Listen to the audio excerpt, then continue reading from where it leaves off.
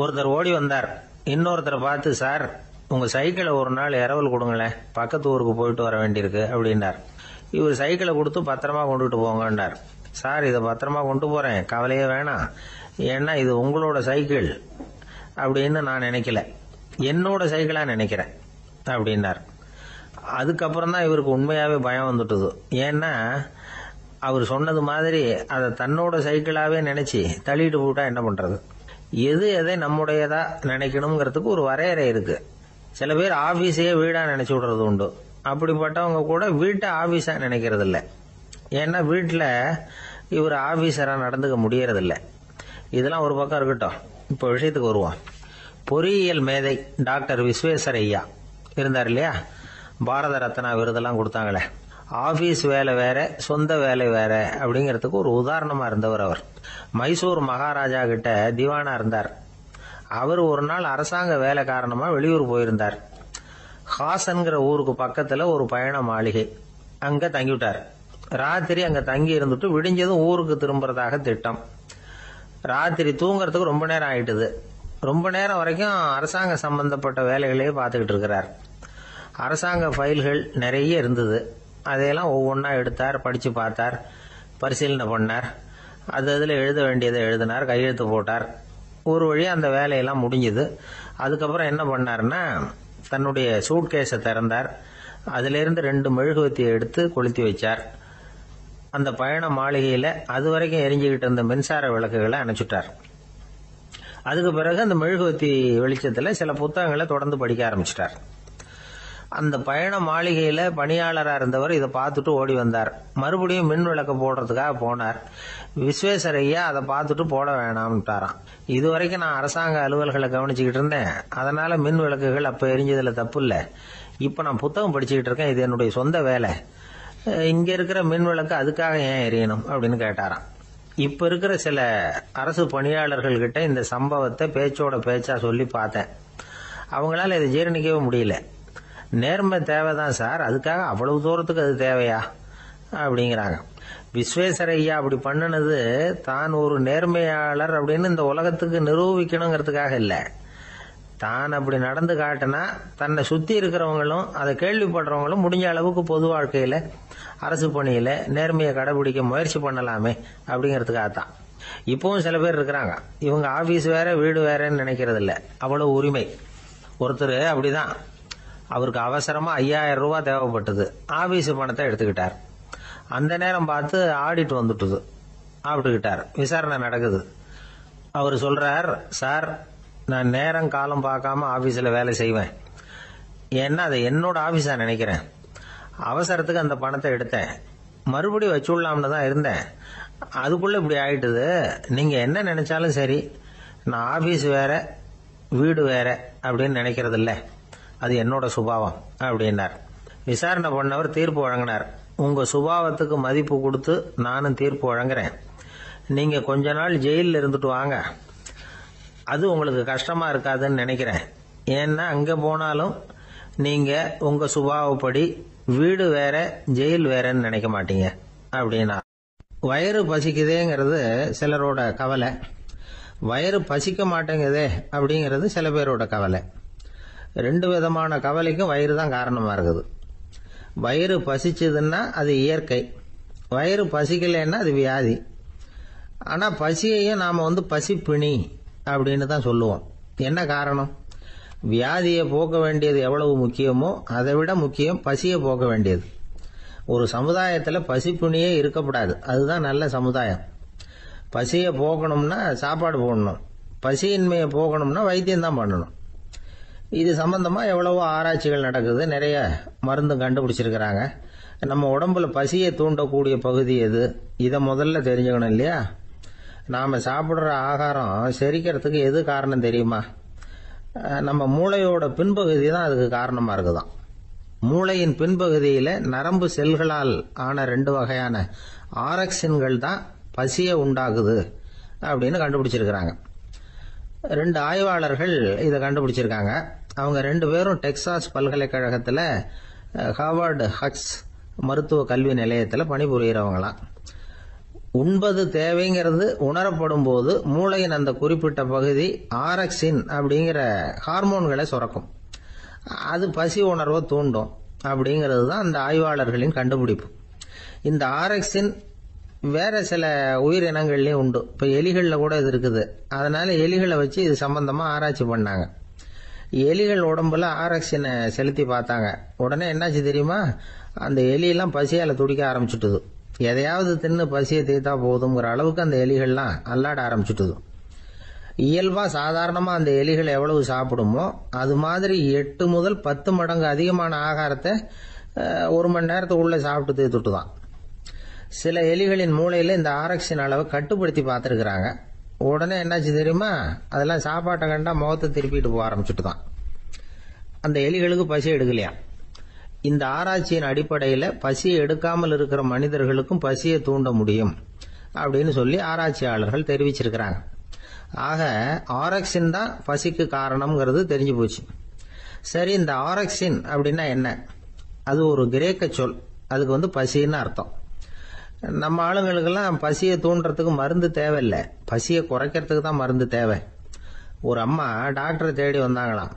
Doctor, எங்கள் வீட்டுக்காரருக்கு திடீர்னு அகோர பசி, நிறைய சமைச்சு போடுறேன், அவ்வளவையும் சாப்பிட்டுட்டு கீழே கிடக்கிற குப்பை கூலங்களையும் எடுத்து சாப்பிட ஆரம்பிச்சுடுறார், என்னன்னு கவனிச்சு பாருங்க அப்படின்னாங்களாம்.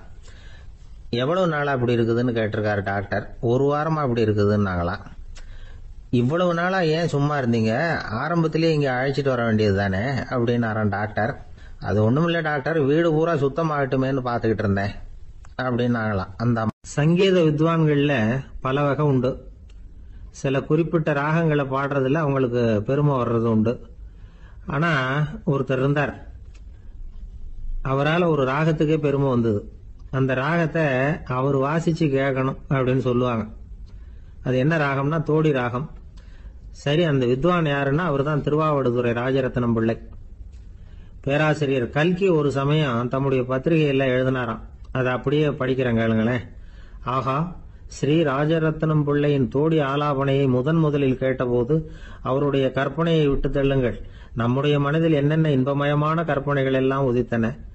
குழந்தை தாயிடம் கொஞ்சம் குரலை கேட்டோம், அன்னை குழந்தையிடம் கொஞ்சம் குரலை கேட்டோம், ரதியும் மன்மதனும் பேசிக்கொண்ட காதல் மொழிகளை கேட்டோம், முருகன் சிவபெருமான் செவிகுளிர மொழிந்த உபதேசத்தை கேட்டோம், கலைமகள் கவிஞனுக்கு அருளிய ஆசி மொழிகளை கேட்டோம், நாரத முனிவருடைய தம்பூரா சுருதியை கேட்டோம், ராவணன் தன் எலும்பை ஒடித்து வீணையாகச் செய்து வாசித்த கானத்தை கேட்டோம், கானப் பறவைகளின் கலகல ஒலியை கேட்டோம், கோல குயில்களின் குரல் இனிமையை கேட்டோம்.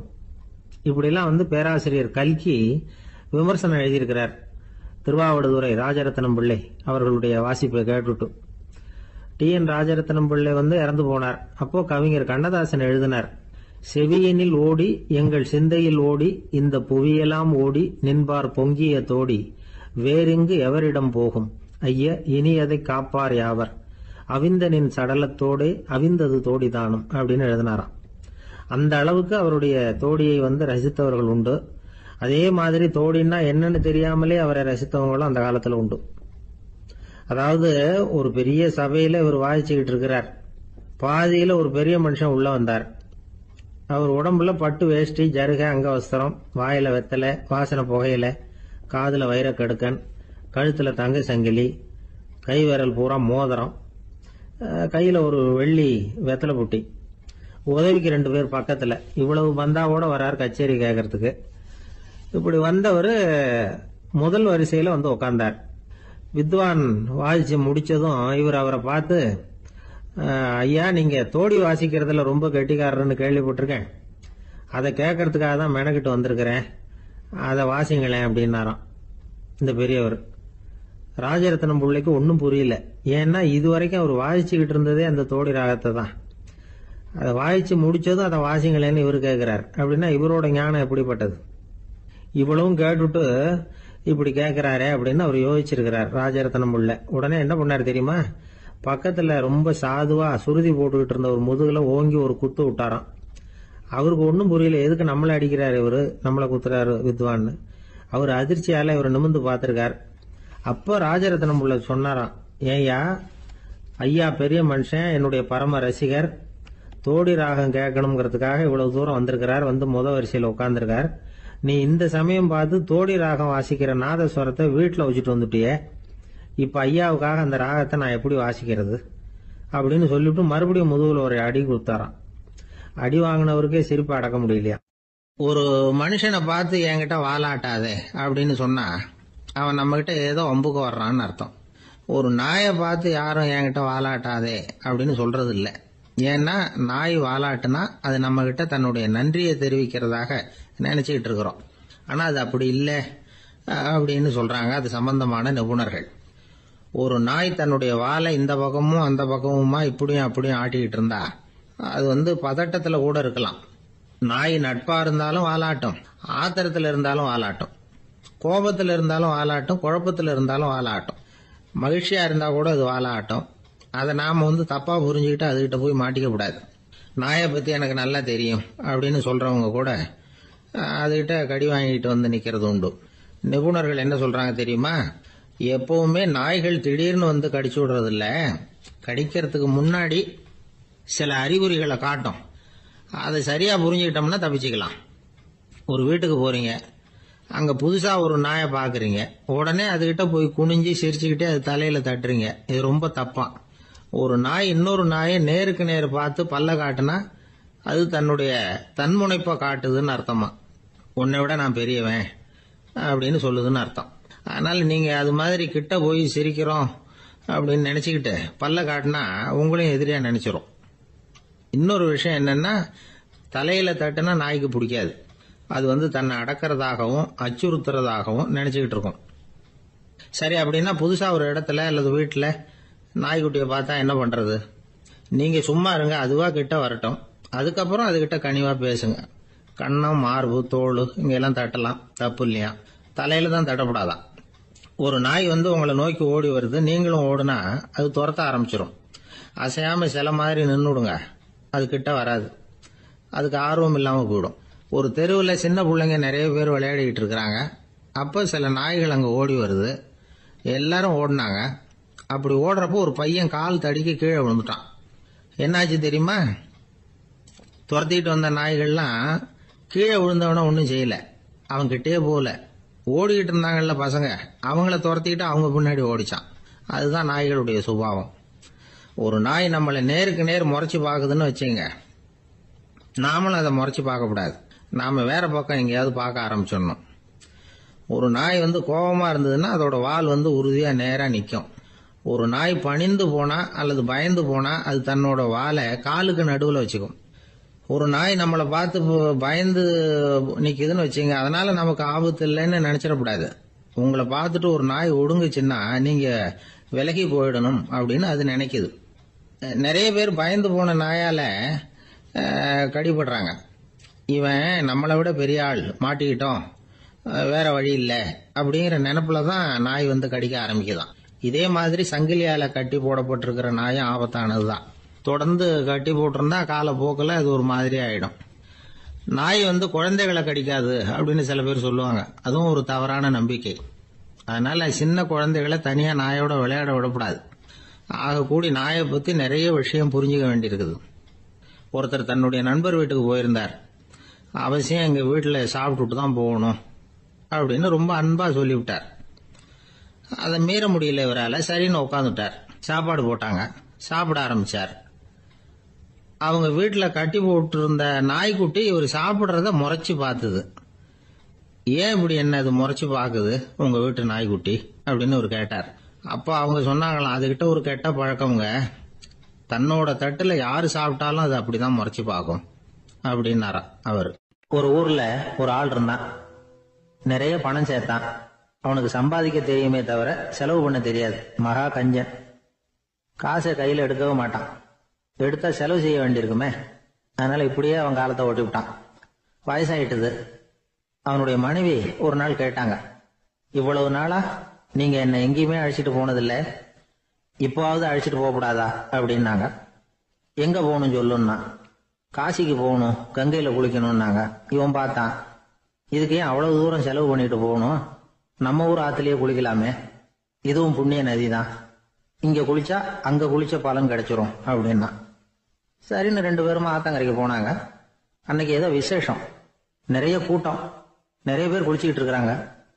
கரையில சில புரோகிதர்கள் நின்றுகிட்டு இருக்கிறாங்க. குளிக்கிறதுக்கு முந்தி அவங்க கிட்ட உட்காந்தா ஏதோ மந்திரம்லாம் சொல்லுவாங்க, கொஞ்சம் காசு கொடுக்க வேண்டியிருக்கும். அதனால இவன் என்ன பண்ணா, ஆத்தங்கரையிலேயே கொஞ்சம் தூரம் போனான். ஊரை விட்டு தள்ளி வந்துட்டான், அங்க யாருமே இல்லை. அப்பாடான்னு சந்தோஷப்பட்டான், குளிக்கலாம்னு புறப்பட்டான். இந்த நேரம் கடவுள் பார்த்தார், இந்த கஞ்சனுக்கு ஏதாவது புத்தி போகட்டணும் அப்படின்னு நினைச்சார். உடனே ஒரு புரோகிதர் மாதிரி உருவத்தை மாத்திக்கிட்டு அந்த ஆள் முன்னாடி வந்து நின்னார். அவனுக்கு அதிர்ச்சி, இங்க யாருமே இருக்க மாட்டாங்கன்னு நினைச்சா இங்கேயுமே ஒரு ஆள் வந்துட்டாரு, என்ன பண்றதுன்னு யோசனை பண்ணான். புரோகிதர் உருவத்தில் இருந்த கடவுள் சொன்னார், இதை பாருங்க, இன்னைக்கு விசேஷ நாள், நீராடுறதுக்கு முன்னாடி சுயகல்பம் பண்ணிக்கிறது ரொம்ப நல்லது அப்படின்னார். என்கிட்ட பணம் எதுவும் இல்லையேன்னா, பரவாயில்ல அப்புறமா கொடுங்க வாங்கிக்கிறேன், ஆனா ஒண்ணு, எவ்வளவு கொடுப்பீங்கிறத மட்டும் இப்பவே சொல்லி கொடுங்க அப்படின்னார். இவன் ரொம்ப யோசனை பண்ணான், ஒரு 10 பைசா தரேன் அப்படின்னா. சரின்னு ஒத்துக்கிட்டு எல்லா கிரியைகளையும் அவர் செஞ்சார். அதுக்கப்புறம் கணவனும் மனைவியும் ஆத்துல குளிச்சாங்க. அவர் போயிட்டார். கொஞ்ச நாள் கழிச்சு அவன் வீட்டுக்கு வந்தார் கடனை வசூல் பண்றதுக்கு. வாசல்ல நின்றுகிட்டு இருந்த அவன் மனைவி இவரை பார்த்ததும் தயங்க ஆரம்பிச்சாங்க. அந்த அம்மா கிட்ட விஷயத்த சொன்னார். அந்த அம்மா ஓடி போய் உள்ள இருக்கிற தன்னுடைய கணவர்கிட்ட சொன்னாங்க. அவன் யோசனை பண்ணான், இப்ப வெளியில போனா அவனுக்கு 10 காசு கொடுக்க வேண்டியிருக்கும், அதனால எனக்கு காய்ச்சல்னு அந்த ஆளுகிட்ட சொல்லிவிடு, இன்னொரு சந்தர்ப்பத்துல என்ன வந்து பார்க்க சொல்லு அப்படின்னா. அந்த அம்மா போய் சொன்னாங்க. அப்படிங்களா, அப்படின்னா அவரை நான் உடனே போய் பார்க்கணுமே அப்படின்னு உள்ள நுழைய ஆரம்பிச்சார். அவங்க மறுபடியும் இருங்க தான் வரேன்னு சொல்லிவிட்டு உள்ள ஓடி விஷயத்த சொன்னாங்க. இது எதுடா வம்பா போச்சு அப்படின்னு பார்த்தான்.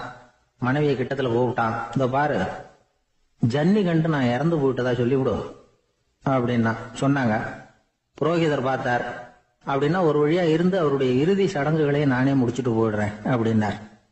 உள்ள இருந்தவன் யோசனை பண்ணான், அந்த ஆள் என்ன விட மாட்டான் போல இருக்கு, அதனால ஒரு சவப்பெட்டியில என்ன வச்சு தூக்கிக்கிட்டு மயானத்துக்கு போங்க பாத்துக்கலாம் அப்படின்னா. புரோகிதரும் விடுற மாதிரி இல்ல, கூடவே நடந்து போயிட்டு இருக்கிறார். அங்க இறக்கி சடங்குகளை முடிச்சுட்டு தீ வைக்கிற நேரம் பொட்டிக்குள்ள இருந்த நம்ம ஆளு அலறி அடிச்சுட்டு வெளியில ஓடி வந்தான். புரோகிதர் உருவத்தில் இருந்த கடவுள் சிரிச்சார், தன்னுடைய சுய உருவத்தை காட்டினார். அதுக்கப்புறம் அவனை கூப்பிட்டு, இத பாருப்பா, ஏன் இப்படி அல்லாடுற, ஏதாவது வர வேணும்னா கேள் தரேன் அப்படின்னார். அவன் யோசனை பண்ணான், பகவானே ஒரே ஒரு வரம் தான் உங்ககிட்ட கேட்கணும்னா. என்ன வேணும் கேளுன்னார். அந்த 10 பைசா தட்சணையை தள்ளுபடி பண்ணா போதும் அப்படின்னா. கடவுளும் சரின்னு சொல்லிட்டு போயிட்டார். இப்படி ஒரு கதையை சுவாமி சிவானந்தர் சொல்லியிருக்கிறார். செல்வந்தர்கள் பல பேர் இப்படித்தான் இருக்கிறாங்க, தாங்களும் அனுபவிக்க மாட்டாங்க, அடுத்தவங்களுக்கும் கொடுக்க மாட்டாங்க. இது மாதிரியான கஞ்சர்களுக்கு இந்த உலகம் இல்லை அந்த உலகம் இல்லைங்கிறார் அவர். இந்த கதையில கடவுள் கடன் வசூலுக்கு வந்தது மாதிரி நம்ம ஊர் ஆள் ஒருத்தன் இன்னொருத்தர்கிட்ட 10 பைசா கடன் கொடுத்துட்டான். திருப்பி வாங்கறதுக்கு நடையா நடக்கிறான். கடைசியா கேட்டான், நீ எப்பதான் கடனை திருப்பி தரப்போற, அதை முடிவா சொல்லுன்னா. வர்ற வியாழக்கிழமை கண்டிப்பா கொடுத்துருவேன் அப்படின்னானா அவன். அன்னைக்கு நான் ஊர்ல இருக்க மாட்டேனே அப்படின்னானா இவன். அதனால என்ன, நானும் தான் அன்னைக்கு ஊர்ல இருக்க மாட்டேன் அப்படின்னா. ஒரு ஊர்ல 4 நண்பர்கள் இருந்தாங்க. 4 பேரும் சோம்பேறிகள். 4 பேருக்கும் எந்த வேலையும் செய்யறதுக்கு உடம்பு வளையறது இல்லை. இருந்தாலும் சோம்பேறித்தனத்துல ஒருத்தருக்கு ஒருத்தர் கொஞ்சம் வித்தியாசம் உண்டு. அதுக்கு தகுந்த மாதிரி அவங்க அவங்களுக்கு பேர் அமைஞ்சு போச்சு. ஒருத்தன் கால் சோம்பேறி, இன்னொருத்தன் அரை சோம்பேறி, அடுத்தவன் முக்கால் சோம்பேறி, கடைசி ஆளு முழு சோம்பேறி. இவங்க 4 பேரும் நண்பர்கள். அப்புறம் எப்படி காரியம் நடக்கும்? 4 பேரும் ஒரு வீதியில அப்படியே நடந்து போய்கிட்டு இருக்கிறாங்க. நல்ல பசி, எங்கேயாவது சோறு போடுவாங்களா அப்படின்னு பார்த்துக்கிட்டே வந்தாங்க. அவங்க வந்த வழியில ஒரு 1 ரூபாய் காசு கிடந்தது தரையில. அவங்க கண்ணுல அது பட்டுது. ஆனாலும் அது குனிஞ்சு எடுக்கணுமே, அதுக்கு சோம்பேறித்தனம். முழு சோம்பேறி பார்த்தான். பக்கத்துல வந்துகிட்டு இருந்த முக்கால் சோம்பேறி கிட்ட சொன்னானா, டேய் அதை கொஞ்சம் குனிஞ்சு எடுறா அப்படின்னானா.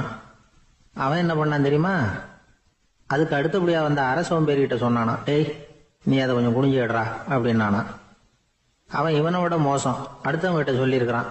அவனும் குனியறதுக்கு தயாரா இல்லை. ஆக கூடி கடைசியில யாருமே காசை எடுக்கல. என்னத்துக்கு அனாவசியமா உடம்ப வளைச்சுக்கணும் அப்படின்னு எல்லாரும் பேசாம வந்துட்டாங்க. அவங்க பாட்டுக்கு நடந்து வந்துகிட்டே இருக்கிறாங்க. எதிரில் ஒருத்தன் வாழைப்பழத்தை வண்டியில வச்சு தள்ளிட்டே வந்தான். ரூபாய்க்கு 4 பழம்னு கூவி வித்துக்கிட்டே வர்றான். இப்ப அந்த முழு சோம்பேறி சொன்னானா, டேய் வழியில கிடந்தது 1 ரூபா, அதையாவது எடுத்துக்கிட்டு வந்திருந்தா இப்ப இந்த பழத்தை வாங்கி ஆளுக்கு ஒன்று சாப்பிடலாமே அப்படின்னானா. ஆமா சாப்பிட்டுருக்கலாமே அப்படின்னாங்களாம் மற்றவங்களும். ஆனாலும் திரும்பி போய் அதை எடுக்கணும்னு யாருக்கும் தோணலை. பேசாம சோர்ந்து போய் நடந்து வந்தாங்களாம். இருட்டி போச்சு. வழியில ஒரு கோவில். சரி இங்கேயே படுத்து தூங்குவோம் அப்படின்னா ஒருத்தன். அதுதான் சரின்னாங்க மற்றவங்களும். அப்படியே மண்டபத்தில் படுத்துட்டாங்க. கோவில் அர்ச்சகர் வேலையெல்லாம் முடிச்சு விட்டு வெளியில வந்திருக்காரு. இவங்களை பார்த்தாராம். ஏன் இப்படி சோர்ந்து போய் கிடக்குறீங்க அப்படின்னு விசாரிச்சிருக்காரு. 2 நாளாச்சுங்க நாங்க சாப்பிட்டு அப்படின்னாங்களாம். அவர் உடனே ஐயோ பாவம் அப்படின்னு சொல்லி பானை, விறகு, அரிசி, தண்ணி எல்லாம் கொடுத்து நீங்களே சமையல் பண்ணி சாப்பிட்டுக்கோங்க அப்படின்னு சொல்லிவிட்டு போயிட்டார். இந்த 4 பேருக்கும் சமையல் பண்ணி சாப்பிடணும்னு ஆசையா தான் இருந்தது. ஆனா அடுப்பு பற்ற வைக்கணுமே, அதுக்கு தீப்பெட்டி வேணுமே. தீப்பெட்டி இல்லை. இப்ப முழு சோம்பேறி ஆரம்பிச்சான். அடுத்தவனை பார்த்து டேய் கடைக்கு போய் ஒரு தீப்பெட்டி வாங்கிட்டு வாயேன் அப்படின்னு நானா. அவன் வழக்கம் போல அடுத்தவங்க கிட்ட சொல்லியிருக்கான். அவன் அதுக்கு அடுத்தவங்க கிட்ட சொல்லியிருக்கிறான். கடைசியா கால் சோம்பேறி கிட்ட வந்து சேர்ந்தது. அவனும் அது நம்மால முடியாது அப்படின்னு பேசாம இருந்துட்டான். இப்ப தீப்பெட்டி வேணுமே, அதுக்கு என்ன பண்றது? அவங்களுக்குள்ள பேசி ஒரு முடிவுக்கு வந்தாங்களாம். அதாவது யாரு முதல்ல வாயை திறந்து பேசுறாங்களோ அவங்கதான் தீப்பெட்டி வாங்கறதுக்கு போகணும் அப்படின்னு. அவ்வளவுதான். உடனே 4 பேரும் வாயை கெட்டியா மூடிக்கிட்டு படுத்துக்கிட்டாங்க. அவங்க சமையல் பண்ணி சாப்பிட்டாங்களா என்ன அப்படிங்கறது அர்ச்சகருக்கு தெரியல. சரி பார்த்துட்டு வரலாமேன்னு வந்தார். வந்து பாக்குறாரு, இவங்க 4 பேரும் அசையாம படுத்து கிடக்குறாங்க. அர்ச்சகர் பயந்துட்டார். ஒருவேளை பசி தாங்காம செத்து போட்டாங்களோ அப்படிங்கிற பயம், அல்லது நாம கொடுத்த உணவுப் பொருள்ல ஏதாவது விஷம் கலந்துருக்குமோ அப்படின்னு பயந்தார். அப்படின்னா நம்ம மேல பழி வந்துருமே அப்படின்னு நினைச்சு நடுங்க ஆரம்பிச்சுட்டார். அப்புறம் அவரும் ஒரு முடிவுக்கு வந்தாராம். கோவிலுக்கு பக்கத்திலேயே ஒரு பெரிய குழி இருந்தது. அதுல ஒவ்வொருத்தரையா இழுத்துக்கிட்டு போய் போட்டார். கொஞ்சம் மண்ணை தள்ளினார். காலால மிதிச்சார். அவர் மிதிச்ச மிதி ஒருத்தன் அடி வயத்துல போட்டுவிட்டது. அவன் உடனே வலி தாங்காம ஐயோ அம்மான்னு அலறினான். உடனே நடந்தது என்ன தெரியுமா? மத்த 3 பேரும் துள்ளி எழுந்திருச்சாங்களாம். அவனை பார்த்து நீ தாண்டா தீப்பெட்டி வாங்க போகணும், நீ தாண்டா வாங்க போகணும், நீ தான் சத்தம் போட்ட அப்படின்னு சொல்லி ஆரம்பிச்சுட்டாங்களாம். அர்ச்சகர் பார்த்தார். இது பேய் மாதிரி தெரியுதுன்னு நினைச்சுக்கிட்டு ஒரே ஓட்டமா ஓடி போட்டாராம். கிராமப்புறங்கள்ல இப்படி ஒரு கதையை சொல்றது உண்டு. சோம்பல்ங்கிறது நம்ம முன்னேற்றத்துக்கு பெரிய தடை அப்படிங்கறத நாம புரிஞ்சுக்கணும். அதுதான் இந்த கதை சொல்ற நீதி. ஒரு பள்ளிக்கூடத்துல ஒரு புதுமையான போட்டி நடந்துதான். அதாவது சோம்பேறித்தனத்துக்கு பரிசு. அதுல 2வது பரிசு யாருக்குன்னு அறிவிச்சாங்க. ஒரு பையன் எழுந்திருச்சு மெதுவா நடந்து போய் பரிசை வாங்கிட்டான். அடுத்தது முதல் பரிசு யாருக்கு அப்படின்னு அறிவிச்சாங்களாம். அவன் கடைசி வரிசையில இருந்து கத்தனானா, ஐயா அதையும் அந்த பையன் மூலமாவே கொடுத்து அனுப்பி வச்சிருங்க, இங்க வந்தது நான் வாங்கிக்கிறேன் அப்படின்னா. ஒரு ஊர்ல ஒரு ராஜா இருந்தார். அவரு ஒரு நாள் காலையில அரண்மனையில மேல் மாடத்துல வந்து நின்றுகிட்டு இருந்தார். அப்போ ஒரு ஆள் வீதியில ரொம்ப வேகமா ஓடிக்கிட்டு இருக்கான். அதை ராஜா கவனிச்சார். அவன் மனசுல ஏதோ ஒரு தவிப்பு இருக்குங்கிறத புரிஞ்சுக்கிட்டார். உடனே அரண்மனை சேவகர்களை கூப்பிட்டார். அந்த ஆளை இங்க அழைச்சிட்டு வாங்க அப்படின்னார். இவங்க ஓடி போய் அந்த ஆளை அழைச்சிட்டு வந்தாங்க. மன்னர் முன்னாடி நிறுத்தினாங்க. மன்னர் அவனை நிமிர்ந்து பார்த்தார். எதுக்காக இவ்வளவு வேகமா ஓடிக்கிட்டு இருக்கிற அப்படின்னு கேட்டார். இதுக்கு அவன் சொன்னா, மன்னா நம்ம கோட்டையின் வடக்கு வாசல் இருக்கு இல்லையா, அது ஓரமா ஒரு பெரிய பாறாங்கல் கிடக்கு.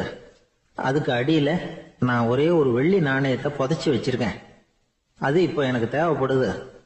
என்னுடைய மனைவிக்கு ஒரு பரிசு வாங்கி கொடுக்க வேண்டியிருக்கு. அதுக்காக தான் அவசரமா ஓடிக்கிட்டு இருக்கிறேன் அப்படின்னா. மன்னர் யோசனை பண்ணார். அப்புறம் சொன்னார், அதுக்காகவா இப்படி ஓடுற? பரவாயில்ல, அதை பத்தி கவலைப்படாத. நான் உனக்கு 10 வெள்ளி காசுகள் தர்றேன், வாங்கிட்டு திரும்பி போ அப்படின்னார். இவன் தலையை சொரிஞ்சான். மன்னா நீங்க கொடுக்கறத ரொம்பவும் மகிழ்ச்சியோட வாங்கிக்கிறேன். இருந்தாலும் அதுக்கப்புறம் அந்த வடக்கு வாசலுக்கு போய் அங்க இருக்கிற ஒரு நாணயத்தையும் எடுத்துக்கிட்டு போயிடுறேனே அப்படின்னா. இத பாருப்பா, அந்த ஒரு நாணயத்தை மறந்துரு, உனக்கு 100 வெள்ளி நாணயங்கள் தரேன் இருக்கார். மன்னா ரொம்ப மகிழ்ச்சி, உங்க மாதிரி தாராள குணம் வேற யாருக்கும் வராது. நீங்க கொடுக்கற 100 நாணயங்களையும் வாங்கிக்கிறேன். இருந்தாலும் வடக்கு வாசலுக்கு போய் அதையும் எடுத்துக்கிட்டா 101 ஆயிடுமே அப்படின்னானா. இத பாருப்பா, அந்த ஒரு நாணயத்தை மறந்துரு, அது எக்கேடாவது கெட்டு போகட்டும். நான் உனக்கு 100 பொற்காசுகள் தரேன், அதையாவது வாங்கிட்டு வந்த வழியிலேயே திரும்பி போடுன்னாராம். தங்க நாணயங்களே தரேன்னு சொல்றீங்க, தாராளமா வாங்கிக்கிறேன். இருந்தாலும் வடக்கு வாசலுக்கு போய் அப்படின்னு மறுபடியும் ஆரம்பிச்சான். அரசர் வந்து பொறுமை இழந்துட்டார். கடைசியா ஒரு முடிவுக்கு வந்துட்டார். இத பாருப்பா, உனக்கு என்னுடைய ராஜ்யத்திலேயே பாதியை கொடுத்துடுறேன், அப்படியாவது திருப்தியா திரும்பி போ அப்படின்னாராம். மன்னா, உங்களுடைய பெருந்தன்மைக்கு ஈடு இணையே கிடையாது. தேசத்திலேயே பாதி பிரிச்சு கொடுக்குறேன்னு சொல்றீங்க, அதனால உங்ககிட்ட ஒரு சின்ன வேண்டுகோள் அப்படின்னானா. சொல்லுன்னாராம் மன்னர் ஆர்வமா. இவன் மெதுவா ஆரம்பிச்சான். அப்படி இந்த ராஜ்யத்தை ரெண்டா பிரிக்கிறப்போ அந்த வடக்கு வாசல் இருக்கிற பக்கத்தை என்கிட்டயே கொடுத்துருங்கோ அப்படின்னானா. மன்னர் அசந்து போயிட்டார். இந்த கதை எதுக்காகன்னு கேட்டா, மனம்ங்கிறது ஒரு குரங்குங்கிறத புரிஞ்சுக்கிறதுக்காகத்தான். உன்னை புடிச்சுக்கிட்டா லேசில விடாது. அப்படிப்பட்ட மனச அறிவு தான் வழி நடத்தணும். அதுலதான் வாழ்க்கையின் வெற்றி அடங்கி இருக்குது. ஒரு சின்ன பையன் தெருவில் அழுதுகிட்டு இருந்தான். ஏன்பா அழுவுறேன்னு ஒரு பெரியவர் கேட்டார். ₹1 காசை இங்க தொலைச்சுட்டேன் அப்படின்னா. சரி, அதுக்காக அழாத, அதுக்கு பதிலாக 10 ரூபா தரேன், இந்தா வச்சுக்கோன்னு கொடுத்தாரு. அந்த 10 ரூபாய வாங்கி சட்டப்பையில போட்டுக்கிட்டு அதை விட அதிகமா சத்தம் போட்டு அழ ஆரம்பிச்சுட்டான். மறுபடியும் ஏன்டா அழறேன்னு கேட்டார் பெரியவர். அந்த ₹1 கிடைச்சிட்டுதுன்னா இப்ப என்கிட்ட 11 ரூபா இருக்குமே, இப்ப 10 ரூபா தானே இருக்கு அப்படின்னு சொல்லிவிட்டு அழறான். ஒருத்தர் ரொம்ப அவசரமா வந்தார். சார், மனுஷன் நிம்மதியா இருக்கிறதுக்கு என்ன வழின்னு கேட்டார். சீக்கிரமா ஒரு கல்யாணத்தை பண்ணீங்க, எல்லாம் சரியா போடும் அப்படின்னோம். அவர் ஒரு மாதிரியா பார்த்தார். ஏற்கனவே எனக்கு கல்யாணம் ஆயிட்டுது சார், அதனால தானே நிம்மதியா இருக்கிறதுக்கு வழி கேட்கறேன் அப்படின்னார்.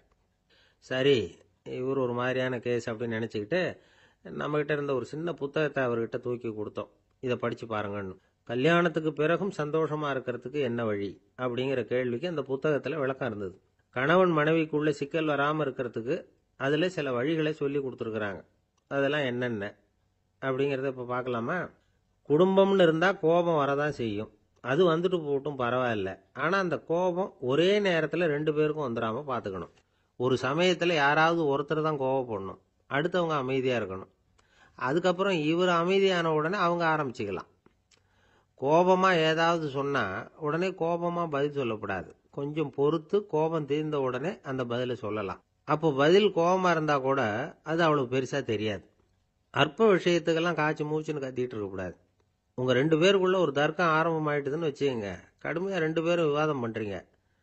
உங்கள ஒருத்தர் இதுல ஜெயிக்கணும்னா அது நீங்களா இருக்க வேணாம், அடுத்தவங்க ஜெயிக்கிறதுக்கு நீங்க துணையா இருங்களேன். அப்படின்னா நீங்க கொஞ்சம் விட்டு கொடுக்கணும், அவ்வளவுதான். ஏதாவது குத்தம் சொல்லணுமா, செஞ்ச தப்ப சுட்டி காட்டணுமா, விமர்சனம் பண்ணணுமா, பண்ணுங்க, வேணான்னு சொல்லல. ஆனா சொன்னதை அப்படி சொல்றத கொஞ்சம் அன்பா இதமா சொல்லுங்க. எப்போ நடந்த தவறுகளை எல்லாம் இப்போ போய் மறுபடியும் ஞாபகப்படுத்திட்டு இருக்க வேண்டாம். நான் அப்பவே சொன்னேன் இந்த புடவை வேணாம்னு, நீங்க தான் கேட்கல, இப்போ பாருங்க கிழிஞ்சு போச்சு இப்படின்னு கத்துனாங்க ஒரு அம்மா. எப்போ சொன்னீங்கன்னு கேட்டா ஒரு 10 வருஷத்துக்கு முன்னாடி தீபாவளி சமயத்துல அப்படிங்கிறாங்க. அது என்ன இன்னும் அப்படியே புதுசாகவா இருக்கும்? உங்களுக்கு அவர் தான் பெருசு, அவருக்கு நீங்க தான் பெருசு. அதை விட இந்த உலகத்துல வேற எதுவும் முக்கியம் இல்லைன்னு நினைக்கணும். நீ தான் என்னுடைய உலகம்னு எத்தனை தடவை சொல்லியிருப்பீங்க? அதெல்லாம் வெறும் வசனமா போயிடக்கூடாது. ஏதாவது ஒரு பிரச்சனையை பத்தி கடுமையா விவாதம் பண்ணிட்டு இருக்கீங்க, அதை அப்படியே பாதியில விட்டுட்டு படுக்கைக்கு போயிடக்கூடாது. சொச்சத்தை நாளைக்கு பேசிக்கலாம்னு. அப்படி போனா தூக்கம் வராது. பிரச்சனையை ஒரு முடிவு பண்ணிக்கிட்டு அதுக்கப்புறமா தூங்க போகணும். ஒரு நாள்ல ஒரு தடவையாவது உங்க ஜோடியை பாராட்டி நல்ல விதமா கனிவா ஒரு வார்த்தை சொல்லணும் அப்படின்னு தீர்மானம் பண்ணீங்க. ஏதாவது தப்பு பண்ணிவிட்டீங்கன்னா பரவாயில்ல, அதை ஒத்துக்கிறதுக்கும் மன்னிப்பு கேட்கறதுக்கும் தயாரா இருக்கணும். அது ஒன்றும் கேவலம் கிடையாது. வீட்டுக்குள்ள தானே கேட்க போறீங்க, வெளியில யாருக்கு தெரிய போகுதோ? எப்படியோ உங்களுக்குள்ள ஒரு சமரசம் ஆனா சரிதான். ஒரு தகராறுன்னு எடுத்துக்கிட்டா குறைஞ்சபட்சம் அதுக்கு 2 பேர் தேவை. தனியாவே உட்காந்துக்கிட்டு நான் இப்ப தகராறு பண்ணிட்டு இருக்கிறேன் அப்படின்னு யாரும் சொல்ல முடியாது. 2 பேர் தகராறு பண்றாங்கன்னா பொதுவா அந்த 2 பேர்ல யாரு அதிகமா பேசுறாங்களோ அவங்க பேர்ல தான் தப்பு இருக்கும். அதை மனசுல வச்சுக்கணும். இதெல்லாம் தான் அந்த புத்தகத்துல போட்டிருக்கிற வழிமுறைகள். இவ்வளவும் சரியா வரலன்னா அப்புறமா சொல்லுங்க, வேற புத்தகம் ஏதாவது இருக்கான்னு தேடுவோம். ஒரு கணவன் தன்னுடைய மனைவியை அழைச்சிட்டு ஒரு மனோதத்துவ டாக்டர் கிட்ட வந்தாராம்.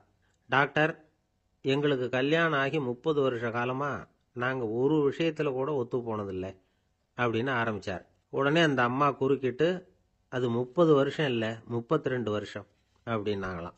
இன்பம் துன்பம் இது ரெண்டும் சேர்ந்ததுதான் வாழ்க்கை. இது எல்லாரும் சொல்லிட்டு இருக்கிற ஒரு உண்மை. அது சரி, இது ரெண்டும் வர்றதுக்கு என்ன காரணம்? துறவி ஒருத்தர் யோசிச்சு பார்த்திருக்காரு. இன்ப துன்பம் தோன்றுவதற்கு முக்கியமா 6 காரணங்கள் உண்டு அப்படிங்கிறார் அவர். அது என்னங்கிறத நாமளும் தெரிஞ்சு வச்சுக்குவோமே. இப்ப முதல் காரணம் சுயநலம். ஒரு தாயார் தன்னுடைய சுயநலம் கருதி தன்னுடைய மகன் இன்பமா இருக்கணும்னு ஆசைப்படுறாங்க. மகனும் அப்படியே ஆசைப்படுறான். அதனால தாயாரின் இன்ப துன்பங்களை பார்த்துட்டு மகனும் இன்ப துன்பம் அடையறான். அந்த அம்மாவுக்கும் அதே நிலைமை தான். 2வது காரணம் உறவு. நான் துறவியான பிறகு கூட உறவுங்கிற காரணத்தினாலதான் தாயாருடைய சுக துக்கங்களை கண்டு நானும் சுக துக்கம் அடைகிறேன். என் தாயாருடைய நிலைமையும் இதுதான் அப்படிங்கிறார் ஒரு துறவி. மூணாவது காரணம் என்னன்னா அறிமுகம். எனக்கு அறிமுகமான ஒருத்தரை ரயில் நிலையத்தில் சந்திக்கிறேன். அவர் தன்னுடைய பணப்பையை எங்கேயோ தொலைச்சு விட்டு வருத்தப்பட்டு இருக்கிறார். நானும் வருத்தப்படுறேன். அந்த சமயத்தில் யாரோ ஒருத்தர் இதுதானே அவங்க பணப்பை அப்படின்னு சொல்லி கொண்டாந்து நீட்டுறார். பணப்பையை தொலைச்சவர் சந்தோஷப்படுறார், நானும் சந்தோஷப்படுறேன். இது அந்த துறவி சொல்ற அனுபவம். நாலாவது காரணம் என்னன்னா கருணை. எனக்கு முன்னே தெரியாத ஒருத்தனை யாரோ ஒருத்தன் அடிச்சு காயப்படுத்தி போடுறான். கருணை காரணமா நான் அதுக்காக துக்கப்படுறேன். அஞ்சாவது காரணம் எதையும் நம்புறது. ஒரு பசுமாட்டை ஒரு முரணை அடிச்சுட்டு இருக்கிறான் அப்படின்னு ஒருத்தர் வந்து நம்மகிட்ட சொல்றாருன்னு வைங்க, உடனே நான் துக்கப்படுறேன். இன்னொருத்தர் வந்து அந்த முரணனை போலீஸ்காரங்க புடிச்சிட்டு போயிட்டாங்கன்னு சொல்லி சொல்றாரு, நான் உடனே சந்தோஷப்படுறேன். மூணாவதா ஒருத்தர் வந்து முதல் 2 பேரும் சொன்னது பொய்யுங்கிறார். அப்ப நான் இன்ப துன்பம் ரெண்டுமே இல்லாம நிம்மதியா இருக்கிறேன். இது ஒரு விதம். அடுத்தது 6வது காரணம் என்னன்னா தன்மயமாகுதல். ஒரு நாவல் படிச்சுட்டு இருக்கிறோம், அதுல வர்ற பாத்திரங்களோட நாம ஒன்றி போயிடுறோம். அதுல வர்ற பாத்திரங்கள் சிரிச்சுன்னா நாமளும் சிரிக்கிறோம், அது அழுதுன்னா நாமளும் அழறோம். அதெல்லாம் வந்து அந்த துறவி சொல்ற அனுபவ உண்மைகள். இன்ப துன்பம் ரெண்டும் தோன்றுவதற்கு சுயநலம், உறவு, அறிமுகம், கருணை, எதையும் நம்புறது, தன்மயமாகிறது, இது எல்லாம் தான் முக்கிய காரணம் அப்படின்னு அவர் சொல்றார். ஆக கூடி ஒட்டு மொத்தமா யோசனை பண்ணி பார்த்தா பிற பொருள்கள் மீது பற்றுதல் காரணமா தான் நாம வந்து இன்ப துன்பம் அடையிறோம் அப்படிங்கறத புரிஞ்சுக்க முடியுது. மனுஷன் வந்து இன்ப துன்பம் அடையறதுக்கு 7வது காரணம் கூட ஒண்ணு உண்டு அப்படின்னு சொல்லிட்டே வந்தார் ஒருத்தர். அது என்ன அப்படின்னு கேட்டோம். அதுதான் சார் இந்த நீங்க சொல்லிட்டு வர்ற இன்று ஒரு தகவல்னார். எப்படி சொல்றீங்கன்னு கேட்டோம். இன்று ஒரு தகவல் கேட்க ஆரம்பிக்கிறப்போ மனசுல இன்பம், ஆரம்பிச்ச உடனே இது ஏற்கனவே கேட்ட சமாச்சாரமாச்சே அப்படின்னு நினைக்கிறப்போ துன்பம் அப்படின்னு அதுக்கு ஒரு விளக்கம் கொடுத்தார். ஒரு மாணவனை பார்த்தேன், என்ன தம்பி படிப்புலாம் எப்படி இருக்குது அப்படின்னு விசாரிச்சேன். அவன் ரொம்ப அழுத்துக்கிட்டான். நான் நல்லா தான் சார் படிக்கிறேன், இருந்தாலும் புத்தியில சரியா ஏற மாட்டேங்குது சார் அப்படின்னா. சரி, இவனும் நம்ம ரகம்தான் அப்படின்னு சொல்லி முடிவு பண்ணிட்டோம். கல்வி கற்கக்கூடிய ஒரு மாணவன் சம்பந்தப்படுற புத்திகள் பல வகை. அதை பத்தி ஒரு பெரியவர் விளக்கி இருக்கிறார். மிருத்து புத்தின்னு ஒண்ணு இருக்குதான். மிருத்துன்னா மண்ணு. மண்ணால வந்து செவுறு கட்டுறோம்ல, மண் சுவரில் வந்து ஆணி அடிக்கிறதும் சுலபம், அதை பிடுங்கி எடுக்கிறதும் சுலபம். அது மாதிரி சில பேர் குரு சொல்லி கொடுக்கறத சுலபமா கேட்டு தெரிஞ்சு வச்சுக்குவாங்க, கொஞ்ச நேரத்துல சுலபமா மறந்தும் போயிடுவாங்க. இது மிருத்து புத்தின்னு பேரு, மண் புத்தி. தாரு புத்தின்னு ஒண்ணு உண்டான். தாருன்னா மரம். அதுல பச்சை மரத்துல வந்து ஆணி அடிக்கிறது சுலபம், ஆனா அது எடுக்கிறது கஷ்டம். அது மாதிரி ஆசிரியர்கிட்ட இருந்து கேட்டதை கவனமா மனசுல பதிய வச்சுக்கிட்டு அதை மறக்காம இருக்கிறது தாரு புத்தி. பட்டை மரமா இருந்தா அதுல ஆணி அடிக்கிறதும் கஷ்டம், அடிக்கிற ஆணியும் சீக்கிரம் நழுவிடும். அது மாதிரி கேட்கிற விஷயம் மனசுல பதியறதும் கஷ்டம். அப்படியே பதிஞ்சாலும் அது நீடிச்சு இருக்கிறதும் கஷ்டம், கொஞ்ச காலத்துல மறந்துடும். இன்னொரு வகை புத்தி ஒண்ணு உண்டு, அதுக்கு பேரு சிலா புத்தின்னு பேரு. சிலான்னா கல்லு. ஒரு கருங்கல்லுல 4 துளைய போட்டு ஒரு துளையில வந்து உளிய வச்சு அடிச்சா மற்ற துளை வழியாவும் பிளந்து கல்லு 2ஆயிடும். அது மாதிரி சந்தியான இடங்கள்ல குறிப்பா ஒரு பொருளை சொன்னா அதை வச்சுக்கிட்டு மற்றதையும் தெரிஞ்சுக்கிறது, அது சிலா புத்தின்னு பேர். வேணு புத்தின்னா என்ன தெரியுமா? வேணும்னா மூங்கில். மூங்கில் கணுவுல ஒரு பக்கம் உளிய வச்சு அடிச்சா 2 பக்கமும் பிளந்துரும். அது மாதிரி ஒரு செய்தியை கேட்டுக்கிட்டு இருக்கிறப்பவே அதோட முன்பின் தொடர்களையும் தெரிஞ்சுக்கணும், அது வேணு புத்தி. தைல புத்தின்னு ஒண்ணு உண்டு. தைலம்ங்கிறது எண்ணெய். தண்ணியில ஒரு துளி எண்ணெயை விட்டா அது தண்ணி பூரா பரவி போடுதுல்ல, அது இப்படி பரவுறது மாதிரி ஆசிரியர் சுருக்கமா ஒரு கருத்தை சொன்னா அதை வச்சுக்கிட்டு பூரா விஷயங்களையும் தெரிஞ்சுக்கணும், அது தைல புத்தி. கற்பூர புத்தின்னு ஒண்ணு கேள்விப்பட்டிருக்கோம். அது எப்படின்னா, கற்பூரம் வந்து தீ பட்ட உடனே பிடிச்சிக்கும். ஆசிரியர் சொன்ன உடனே நுண்ணறிவோட பாடங்களை புரிஞ்சுக்கிறது இந்த வகை புத்தி. கரி புத்தின்னு ஒண்ணு. அது எப்படின்னா, கரியில நெருப்பை வச்சு விசிறிய பிறகு அதுக்கப்புறம் அது கறி நெருப்பாகும். அது மாதிரி காலம்பரை சாயந்தர வேலைகள்ல ஆசிரியர் வந்து பாடம் சொல்லி கொடுப்பார், அதை கொண்டு புரிஞ்சுக்கிறது இந்த வகை. கதலித்தண்டு புத்தின்னு ஒண்ணு சொல்லுவாங்க. கதலிங்கிறது வாழை மரம். வாழைத்தண்டுல தீ வைக்கிறது எவ்வளவு சிரமமோ அவ்வளவு சிரமத்தோட கல்வி கற்கிறது கதலித்தண்டு புத்தி. இதை தவிர இன்னும் சில வகையான மாணவர்களை கூட அடையாளம் காட்டுறாங்க. ஆசிரியர் சொன்னதுல நல்லதை மட்டும் எடுத்துக்கிறவன் அன்னம். ஆசிரியர் கிடைச்ச இடத்துல பாடத்தை கேட்டுக்கிட்டு பிறகு தனியா உட்காந்து சிந்திக்கிறவன் பசு. பசுமாடு அப்படித்தானே, புல்லு கண்ட இடத்துல மேயும், அதுக்கப்புறம் நிதானமா அசை போட்டுக்கும். ஆசிரியர் சொன்னதை தவிர வேற எதையும் சொல்ல முடியாதவன் கிளி. பல இடங்கள்ல பாடங்கள் கேட்டு கடைசியில் ஒன்றும் புரியாம போறவன் ஆடு. ஆடு ஒரு செடியில வயிறார மேயாது, ஒரே செடியில இக்கரைக்கு அக்கறை பச்சைன்னு அங்கேயும் இங்கேயும் அலைஞ்சிக்கிட்டே இருக்கும். சில பேருக்கு எருமைன்னு பேர். எருமை எப்படின்னா குளத்து நீரை கலக்கி தான் குடிக்கும். அது மாதிரி ஆசிரியர் மனசை நோக செய்து பயில்கிற மாணவர்கள்லாம் இந்த ரகம். இவ்வளவுலாம் இருந்தாலும் இந்த காலத்து மாணவர்கள்லாம் ஒரு தனி ரகம். ஒரு ஆசிரியர் வகுப்புல பாடம் நடத்திக்கிட்டு இருந்தார். இலக்கண வகுப்பு. இறந்த காலம், நிகழ்காலம், எதிர்காலம், past tense, present tense, future tense, இதை பத்திலாம் பாடம் நடத்துறார். எல்லாம் சொல்லி கொடுத்துட்டு இப்ப நான் ஒரு வாக்கியம் சொல்லுவேன், அது என்ன காலம் அப்படிங்கறத நீங்க சொல்லணும்னார் ஆசிரியர்.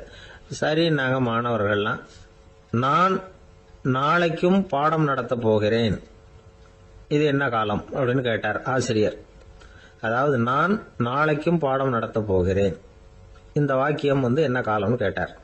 ஒரு பையன் மெதுவா எழுந்திரிச்சு சொன்னான், இது எங்க போதாத காலம் சார் அப்படின்னு சொல்லிவிட்டு உட்காந்துட்டானா. சில பேரை இப்படி சொல்றது உண்டு. அடுத்தவங்களை அனுசரிச்சு நடந்துக்க தெரியல, அவன் என்ன சார் மனுஷன் அப்படிம்பாங்க. சக மனிதர்களோட எப்படி பழகிறது அப்படின்னு தெரியாததுனாலேயே பல பேர் இன்னைக்கு சங்கடப்பட்டுக்கிட்டு இருக்கிறாங்க. வசதி வாய்ப்பெல்லாம் சரியா இருக்கும், ஆனா வாழ்க்கை சரியா இருக்காது. இன்னொருத்தர்கிட்ட எப்படி பேசுறது பழகிறதுங்கிறது தெரியாததுனால தான் இந்த அவஸ்தை. சரி, இந்த அவஸ்தை இல்லாம வாழறது எப்படி? இதுக்கு அனுபவசாலிகள் சில வழிமுறைகளை சொல்றாங்க. அதெல்லாம் என்னென்னங்கிறத இப்ப தெரிஞ்சுக்குவோம். முதல்ல நம்ம நாக்கு நம்ம கண்ட்ரோல்ல இருக்கணும். வார்த்தைகளை கொட்டிவிட்டு அதுக்கப்புறம் அள்ள முடியாம கடந்து கஷ்டப்படக்கூடாது. எப்படி பேசுறோங்கிறதும் முக்கியம், பேசுறப்ப எப்படி முகத்தை வச்சிருக்கிறோங்கிறதும் முக்கியம். அன்பா பேசினாலும் நல்லா இருக்கும். அப்படி பேசுறப்ப ஆதரவா அவர் தோள் மேல ஒரு கையை போட்டுக்கிட்டு பேசினா இன்னமும் நல்லா இருக்கும். ரெண்டாவது விஷயம், இன்னொருத்தர்கிட்ட பேசுறப்ப வாக்குறுதிகளை அள்ளி வீசக்கூடாது. கொடுக்கற வாக்குறுதி குறைச்சலா இருக்கணும். அப்படி கொடுத்த வாக்குறுதியை கண்டிப்பா நிறைவேற்றணும். நாம ஒருத்தரை பாராட்டுறோம் அல்லது அவரை பத்தி அபிப்பிராயம் சொல்றோம்னா அது ஆக்கப்பூர்வமா இருக்கணும். நம்ம பாராட்டு அல்லது விமர்சனம் அடுத்தவருடைய முன்னேற்றத்துக்கு உதவுறது மாதிரி இருக்கணும். நாம சொல்றதை கேட்டுட்டு அவன் தலையில கையை வச்சுட்டு உட்காந்துடக்கூடாது. எப்பவும் உற்சாகமா இருக்கணும், முகம் அலர்ச்சியா இருக்கணும். மனுஷன் இருந்தா வருத்தம், கவலை, ஏமாற்றம் எல்லாம் இருக்கதான் செய்யும். அதெல்லாம் மனசுல இருக்கட்டும். அந்த வருத்தமும் கவலையும் ஏமாற்றமும் சேர்ந்துகிட்டு நம்ம முகத்துல இருக்கிற மலர்ச்சியை மூடி மறைக்கிறதுக்கு நாம இடம் கொடுத்துடக்கூடாது. எந்த விஷயத்தை பத்தி யாருகிட்ட பேசினாலும் வெளிப்படையா பேசணும், திறந்த மனசோட பேசணும். மூடி மறைச்சி முன்னு மூழ்கிட்டு இருக்கக்கூடாது. இன்னொருத்தர்கிட்ட பேசுறப்போ விவாதம் பண்ணுங்க, அது தப்பு இல்லை, ஆனா வாதாடிக்கிட்டு இருக்கக்கூடாது. அதாவது என்ன சொல்றாங்கன்னா, டிஸ்கஸ் பண்ணலாம், ஆர்கியூ பண்ணக்கூடாது. நம்ம கிட்ட இருக்கிற நல்ல குணங்களை நாம எடுத்து சொல்லிட்டு இருக்கக்கூடாது. அந்த நல்ல குணங்களே நம்மளை பத்தி எடுத்து சொல்லணும், அது மாதிரி நடந்துக்கணும். அதே மாதிரி அடுத்தவங்க கிட்ட உள்ள கெட்ட குணங்களை பத்தி அவசியம் இல்லாம நாம பேச வேண்டியதில்லை. உங்களை பத்தி யாராவது தப்பா பேசுறாங்களா, அப்படி அவங்க பேசுறதுல உண்மை இல்லையா அப்படின்னா அதை நீங்க பொருட்படுத்த வேண்டியதில்லை, விட்டுடலாம், அது தானா போயிடும். ஒரு 4-5 பேரோட பேசிக்கிட்டு இருந்தீங்கன்னா எல்லாருக்கும் முக்கியத்துவம் கொடுங்க, யாரையும் அலட்சியப்படுத்தாதீங்க. தமாஷா பேசலாம், ஆனா உங்க தமாஷ் அடுத்தவங்களை கேலி பண்றதா இருக்கக்கூடாது. நமக்கு கிடைக்க வேண்டியது கிடைக்கலையே அப்படிங்கிற தவிப்பு நம்ம கிட்ட இருக்கக்கூடாது, அது தேவையில்லை. உங்க செயல்பாடுகள் தெளிவா இருக்கட்டும், பாராட்டு தானா உங்களை தேடிட்டு வரும். இன்னொரு மனுஷனுடைய மனசுல கௌரவமான ஒரு இடத்த பிடிக்கணும்னா நாம இந்த குணத்தை எல்லாம் நம்ம கிட்ட வளர்த்துக்கணும். இதெல்லாம் அனுபவசாலிகள் சொல்லி இருக்கிற குறிப்புகள். இந்த குறிப்புகளை சரியா புரிஞ்சுக்கணும், அது முக்கியம். தப்பா புரிஞ்சுக்கிட்டா என்ன ஆகும் தெரியுமா? இதை கேளுங்க. ஒருத்தர் வந்தார், சார் அடுத்தவங்க தோள் மேல கையை போட்டுக்கிட்டு அன்பா பேசணும்னு சொன்னீங்க, அப்படிதான் பேசினேன். அவரு முதுக கூட தட்டி கொடுத்தேன், என் வேலை போயிட்டுது சார், வீட்டுக்கு அனுப்பிச்சுட்டாங்க அப்படின்னார். யாருக்கிட்ட அப்படி பேசுனீங்கன்னு கேட்டோம். என் முதலாளி கிட்ட சார் அப்படிங்கிறார் ரொம்ப சோகமா. ஒரு ஊர்ல ஒரு பெரிய செல்வந்தர் இருந்தார். பணத்துக்கு பஞ்சம் இல்லை, அதனால இந்த உலகத்துல முடியாத காரியம் எதுவும் இல்லைன்னு நினைச்சார். பணம் இருந்தாலே அந்த நினைப்பு தானா வந்துடும். அதனால இவரும் அப்படி நினைச்சதுல ஒன்றும் தப்பு இல்லை. அந்த ஊருக்கு குருநானக் ஒரு தடவை வந்தார். அவருக்கு இந்த செல்வந்தர் ரொம்ப பிரமாதமா ஒரு வரவேற்பு கொடுத்தார். ஊர் எல்லையிலேயே எங்க வீட்டுக்கு விருந்து சாப்பிட்டுட்டு போகணும்னு கேட்டுக்கிட்டார். அவரும் சரின்னு ஒத்துக்கிட்டார். உடனே தன்னுடைய பங்களாவில் ஒரு பெரிய விருந்துக்கு ஏற்பாடு பண்ணார். குருநானக் அழைச்சிட்டு வீட்டுக்கு போனார், உட்கார வச்சார். ஐயா, நான் இந்த ஊர்லயே ரொம்ப பெரிய வசதி உள்ளவன், என்னால எல்லாம் முடியும், உங்களுக்காக நான் என்ன செய்யணும்னு சொல்லுங்க, எதுவா இருந்தாலும் பரவாயில்ல, எவ்வளவு செலவானாலும் பரவாயில்ல, என்னால செய்ய முடியும், என்ன செய்யணும்னு சொல்லுங்க, அது போதும், நான் செய்யறேன் அப்படின்னு நான் ரொம்ப பணிவா. இதை கேட்டதும் குருநானக் சிந்திச்சார் கொஞ்ச நேரம். அதுக்கப்புறம் தன்னோட சட்ட பைக்குள்ள கையை விட்டு ஒரு பழைய ஊசி ஒன்று எடுத்தார். அந்த செல்வந்தர்கிட்ட கொடுத்தார். இதை பாருங்க, இவ்வளவு தூரம் நீங்க கேட்கறதுனால சொல்றேன், எனக்கு நீங்க செய்ய வேண்டிய உதவி இதுதான். ஊசிய கையில வாங்கிக்கிட்டு இதை என்ன செய்யணும் சொல்லுங்க அப்படின்னாரு அவரு. நீங்க செய்ய வேண்டியது என்னன்னா, இந்த ஊசிய பத்திரமா வச்சிருக்கணும். நாம 2 பேரும் இறந்து போனதுக்கு பின்னாடி இன்னொரு உலகத்துல நாம சந்திக்கக்கூடிய வாய்ப்பு இருக்குது. அப்ப இந்த ஊசியை என்கிட்ட கொண்டாந்து கொடுக்கணும். இதுதான் நீங்க எனக்காக செய்ய வேண்டிய உதவி அப்படின்னார் குருநானக் லேசா சிரிச்சுக்கிட்டே. இதை கேட்ட உடனே இந்த பெரியவர் முழிக்க ஆரம்பிச்சிட்டார். அது எப்படிங்க, நான் சாகிறப்ப எப்படி இந்த ஊசியை எடுத்துக்கிட்டு இன்னொரு உலகத்துக்கு வர முடியும்னார். ஊசி மாதிரி ஒரு சின்ன பொருளை கூட இந்த உலகத்தை விட்டு நாம போறப்ப எடுத்துட்டு போக முடியாதுங்கிறப்போ உங்களோட செல்வத்தையெல்லாம் எப்படி அங்க எடுத்துட்டு வர போறீங்க அப்படின்னு கேட்டார் குருநானக். அதுக்கப்புறம் தான் அந்த பெரியவர் யோசிக்க ஆரம்பிச்சாராம். குருநானக் சொல்றார், இத பாருங்க, நாம செய்யற நல்லது கெட்டது தான் கடைசி வரைக்கும் நம்ம கூட இருக்கும். அடுத்தவங்க நல்லா இருக்கணுங்கிறதுக்காக பொருளை செலவு செய்யணும், அப்படி செய்யலைன்னா எந்த பிரயோஜனமும் இல்லை அப்படின்னார். அதுக்கப்புறம் தான் அந்த செல்வந்தரின் அறிவு கண் திறந்துதான். உடனே குருநானக்க வணங்கினார். ஐயா, என்கிட்ட இருந்த ஆணவம் போயிட்டுது, இனிமே என்கிட்ட இருக்கிற செல்வத்தை நல்ல வழியில செலவழிப்பேன் அப்படின்னாராம். நம்ம கிட்ட இருக்கிற பணம் எப்பவும் நம்ம கூடவே வந்துகிட்டு இருக்காதுங்கிறதுக்கு இது ஒரு உதாரணம். அதுக்காக நாம பணம் சேர்க்கறத பத்தி கவலைப்பட வேண்டியதில்ல, பேசாம படுத்து தூங்கிட்டு இருந்தா போதும் அப்படின்னு இதுக்கு அர்த்தம் பண்ணிக்கப்படாது. முறையான வழியில பணம் சேர்க்கணும், அதை முறையான வழியில செலவு பண்ணணும். அதனால ஏற்படக்கூடிய மன நிறைவு இருக்கு பாருங்க, அது அனுபவிச்சவங்களுக்கு தான் தெரியும். சொர்க்கத்துக்கு போறவங்க இங்க இருந்து பணத்தை எடுத்துட்டு போக முடியாது, ஆனா நம்ம செல்வத்தை இங்க மத்தவங்களுக்கு பயன்பட செய்து அதனால ஏற்படுற புண்ணியம் இருக்கு பாருங்க, அதை எடுத்துட்டு போக முடியுமா. இதுதான் ஆன்மீகவாதிகள்லாம் சொல்ற கருத்து. ஜான் நியூட்டன் ஒருத்தர், அவரு சொன்னார், நான் எப்பவாவது சொர்க்கத்துக்கு போய் சேர்ந்தேன்னா அங்க 3 அதிசயங்களை பார்ப்பேன்னார். என்னன்னு கேட்டாங்க. நான் யார் யாரு இருக்க மாட்டாங்கன்னு நினைச்சுக்கிட்டு இருந்தானோ அவங்கள சில பேர் அங்க இருப்பாங்க, அது ஒரு பெரிய அதிசயம்னார். சரி, அடுத்தது என்ன? 2வது அதிசயம் என்னன்னா, அங்க இருப்பாங்கன்னு நான் எதிர்பார்த்த சில பேர் அங்க இருக்க மாட்டாங்க அப்படின்னார். சரி, 3வது பெரிய ஆச்சரியம் என்ன அப்படின்னா, நான் அங்க இருக்க பாருங்க, அதுதான் அந்த 3வது அதிசயம் அப்படின்னாராம். இந்த உலகத்துல மனுஷன் எவ்வளவோ தவறுகள் செய்யறான், அதுக்கெல்லாம் என்ன காரணம்? அதை பத்தின ஆராய்ச்சி தான் இன்னைக்கு. இதுக்கு ஆராய்ச்சி என்னத்துக்கு, அது தெரிஞ்ச விஷயம் தானே அப்படின்னு நீங்க நினைக்கலாம். ஆனா அப்படி அலட்சியமா இந்த விஷயத்தை விட்டுறக்கூடாது. பொதுவா எல்லோரும் நினைக்கலாம், எது சரி எது தவறு அப்படின்னு தெரியாததுனாலதான் மனுஷன் தப்பு பண்றான் அப்படின்னு. ஆனா அப்படி சொல்லிட முடியாது. மனுஷன் தெரிஞ்சேதான் தவறுகள் பண்றான். இப்போ உதாரணத்துக்கு, ஒரு சாலையில இடது பக்கம் போக வேண்டிய ஒருத்தர் நடுக்கோட்டை தாண்டி வலது பக்கமா வண்டியை ஓட்டிட்டு போறாருன்னு வச்சுங்க. என்னப்பா இது தப்பு இல்லையா அப்படின்னு அவர்கிட்ட கேட்டா, அதெல்லாம் எனக்கு தெரியும், நீ உன் வேலையை பார்த்துட்டு போ அப்படிம்பார். வலது பக்கமா போறது தப்புன்னு தெரிஞ்சேதான் அவர் அப்படி செய்யறார், அப்படி போறார். பெரிய உத்தியோகத்துல இருக்கிறவங்க கூட லஞ்சம் வாங்குறாங்க, அவங்களுக்கெல்லாம் லஞ்சம் வாங்குறது தப்புன்னு தெரியலன்னு அர்த்தம். திருடுறது தப்புன்னு தெரியாமலாம் மனுஷன் திருடுறான், நல்லாவே தெரியும். நீங்க வேணும்னா கேட்டு பாருங்க, வேற வழி இல்ல அதனாலதான் திருடுறேன்பா. திருடுறது ஒரு புண்ணியமான காரியம்னு திருடனே கூட சொல்ல மாட்டான். திருடுறது தவறுங்கிறது திருடனுக்கு தெரியும் அப்படிங்கறத விளக்கறதுக்காக ஒரு பெரியவர் ஒரு கதை சொன்னார். அதாவது 2 திருடர்கள் 2 பேரும் சேர்ந்து ஒரு வீட்டுக்கு போய் ஒரு 10,000 ரூபாயை திருடிட்டு வந்துடுறாங்க. ஒரு காட்டு வழியா வந்துகிட்டு இருக்கிறாங்க. இன்னும் விடியல. 2 பேருக்கும் தூக்கம் கண்ணை சுத்துது. சரி, இப்படியே ஒரு மரத்தடியில படுத்து தூங்குவோம், காலையில விடிஞ்சதும் இந்த பணத்தை 2 பேரும் பங்கு போட்டுக்குவோம் அப்படின்னு முடிவு பண்றாங்க. அதே மாதிரி படுத்து தூங்குறாங்க. நடு ராத்திரியில ஒரு திருடன் முழிச்சுக்கிறான். விடிகிற வரைக்கும் காத்துக்கிட்டு இருந்தா 5,000 ரூபா தான் கிடைக்கும், இப்பவே கம்பி நீட்டினா 10,000 ரூபா கிடைக்கும் அப்படின்னு யோசிச்சு பார்த்துட்டு ஒரு முடிவுக்கு வந்தான். மெதுவா அந்த 10,000த்தையும் சுருட்டிக்கிட்டு அடுத்தவனுக்கு தெரியாம ஓடி போயிட்டான். விடியுது. அடுத்தவன் எழுந்திரிச்சு பாக்குறான், பணத்தையும் காணல, பாகஸ்தனையும் காணல. இந்த திருடன் அந்த திருடனை திட்டுறான், திருட்டு பய, அயோக்கிய பய, இப்படி அநியாயமா கிளப்பிட்டு போட்டானே அப்படிங்கிறான். இதுல இருந்து என்ன தெரியுது? தெரியாம எடுத்துக்கிட்டு போறது திருட்டு, அயோக்கியத்தனம், அநியாயம் அப்படிங்கறது இவனுக்கு தெரிஞ்சிருக்குது. அதனாலதான் அடுத்தவனை பார்த்து இப்படி திட்டுறான். அதனால தெரியாததுனால மனுஷன் தவறு பண்றான்னு சொல்றது சரியில்லை. அப்படின்னா மனுஷன் பண்ற தவறுகளுக்கு உண்மையான காரணம் தான் என்ன? இதே சந்தேகம் அர்ஜுனனுக்கும் வந்துதான். அதனாலதான் அவன் பகவானை பார்த்து கேக்குறான். மனுஷன் தன் விருப்பத்துக்கு விரோதமா ஏதோ ஒரு சக்தியினால பலாத்காரமா இழுக்கப்பட்டது மாதிரி பாவம் பண்றானே, அந்த சக்தி என்ன அப்படின்னு கேக்குறான். இதுக்கு பகவான் பதில் சொல்றார். காமமும் குரோதமும் தான் அந்த சக்திகள், அதாவது ஆசையும் சினமும்.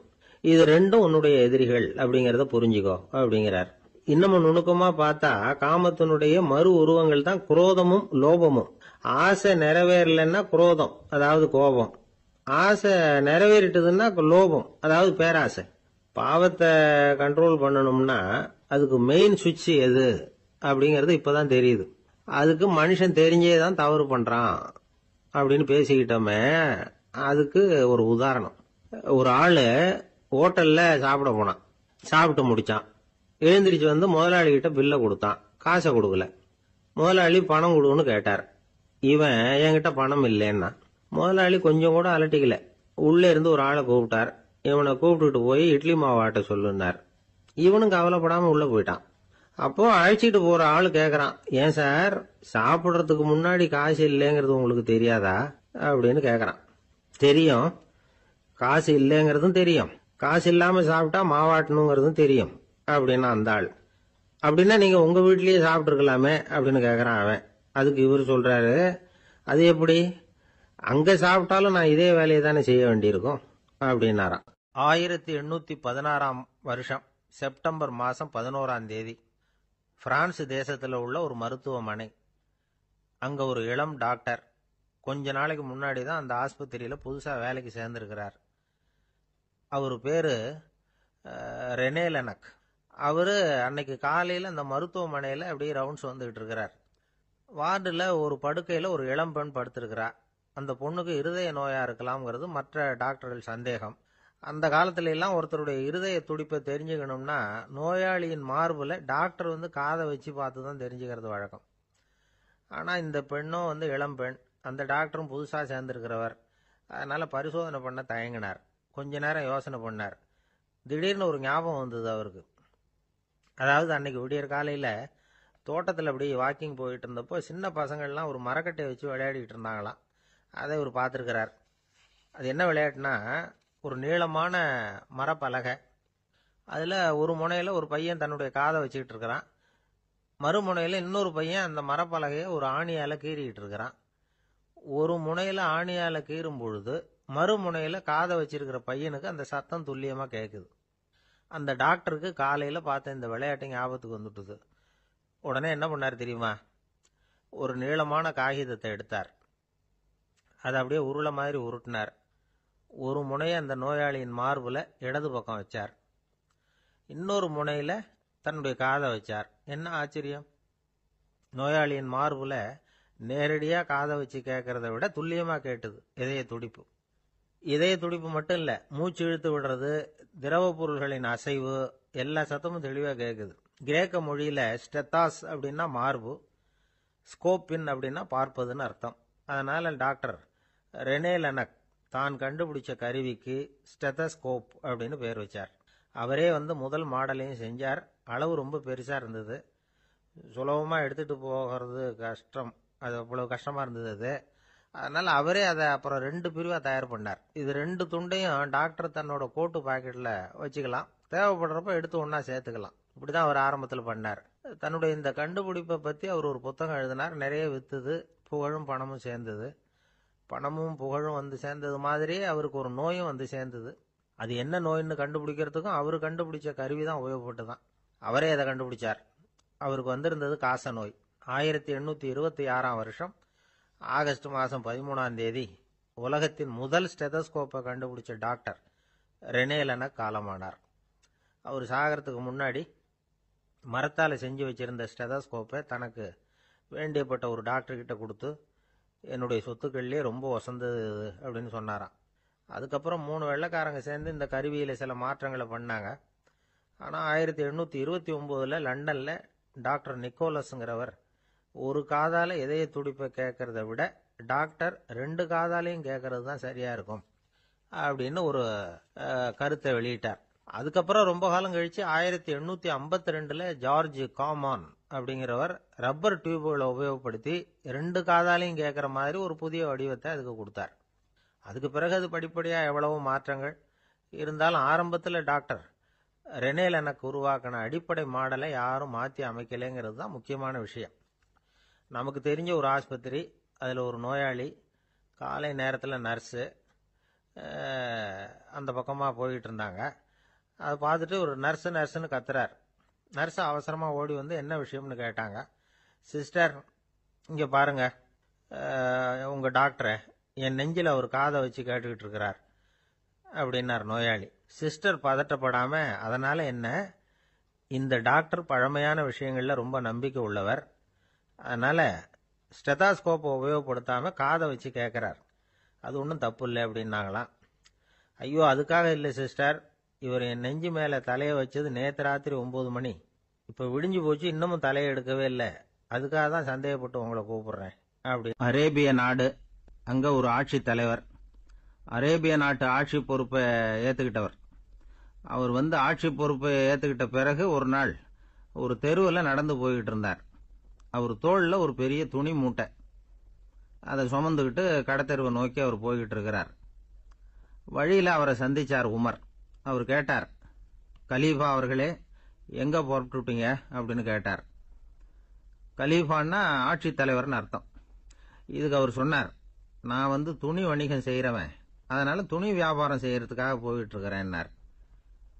நீங்க இப்போ இந்த நாட்டுக்கு ஆட்சி தலைவர், ஆட்சி பொறுப்புல இருக்கிறீங்க, நீங்க வியாபாரம் செய்ய போட்டா அரசு பணிகளை செய்யறது யாரு அப்படின்னு கேட்டார் அவர்.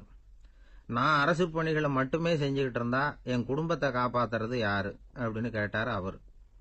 இப்படி கேட்டவர் யார் தெரியுமா? அவர் தான் அபூபக்கர், இறை தூதர் முகமது அவர்களுக்கு பிறகு கலீஃபாவாக தேர்ந்தெடுக்கப்பட்டவர். அப்போலாம் ஆட்சி தலைவர்களுக்கு சம்பளம்னு எதுவும் கிடையாது. இந்த பிரச்சனையை எப்படி தீர்க்கிறதுன்னு யோசனை பண்ணார் உமர். அபு உபைதா அவர்கள்கிட்ட அழைச்சிட்டு போனார். அவர் யாருன்னா, அவர் தான் பொது நிதி கருவூலத்தின் பொறுப்பாளர். அவர்கிட்ட பிரச்சனையை சொன்னார். இது மாதிரி ஆட்சி தலைவருக்கு பொது நிதியிலிருந்து ஊதியம் அளிக்க முடியுமான்னு கேட்டார். பொது நிதி விதிகளின்படி அதுக்கு சாத்தியம் இல்லைன்னு சொல்லிவிட்டாரு அவரு.